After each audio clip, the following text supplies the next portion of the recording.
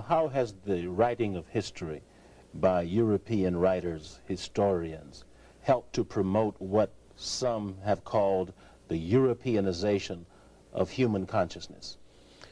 Well, if the total source of your information is from a group of scholars that comes from one culture, they're imprisoned in their own culture, and most of them even don't have the capacity to stand outside the culture and to view it critically in the first place.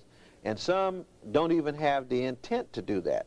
So there's nothing that they can present other than a focus that comes from their own center, which we call European-centered.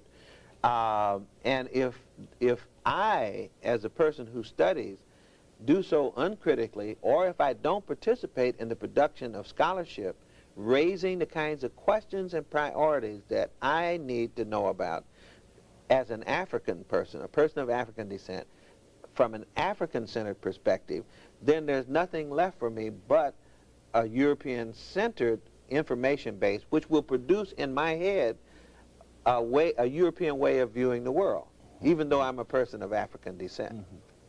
Let's break it down. Mm-hmm. How does European consciousness manifest itself in our lives? A couple of examples.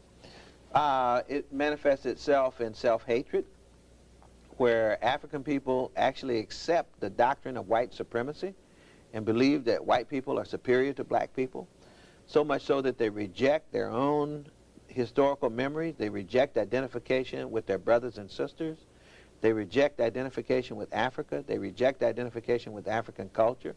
You know, this is literally cultural suicide. And the reason is that it's so painful sometimes to be associated with the kinds of images that are projected about African people, the false images. When I wrote this question down, I had no idea your answer would be that great. Yeah. I didn't know it was that great. Do you think we realize the extent to which we are controlled by European thinking? No. You see, the control that we experience is so subtle. It seems natural if a professor has a PhD, is in a prestigious university, and teaches the classics, and I'm a student at that university, and I take this course in the classic. He must know what he's talking about. He has a PhD. This is a great university. It's been here for a long time.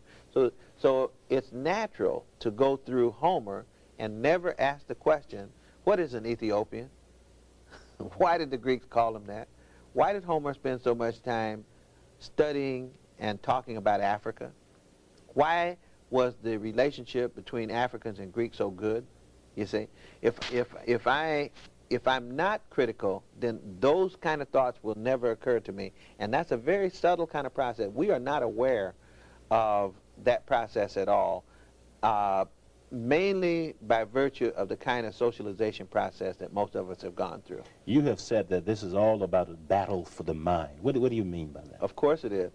The question of whether we have the independence to raise our own questions and to project our own priorities. You know,